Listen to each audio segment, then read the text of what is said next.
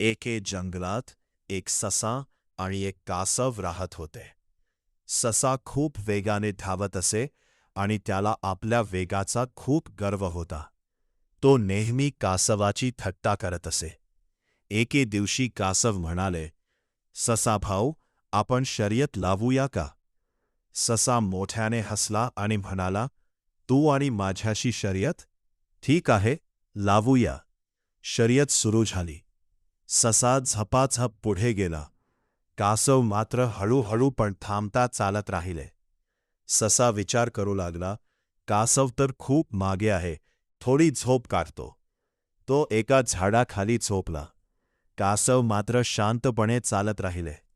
चालता चालता ते ससाच्या पुढे गेले आणि शेवटी शर्यतीची रेषा पार केली. थोड्या वेळाने ससा उठला. तो वेगाने धावला, पण तोपर्यंत कासव जिंकले होते. ससा लाजला आणि म्हणाला, "माझा गर्व चुकीचा होता." बोध धीम्या पण सातत्याने केलेल्या प्रयत्नांना नेहमी यश मिळते.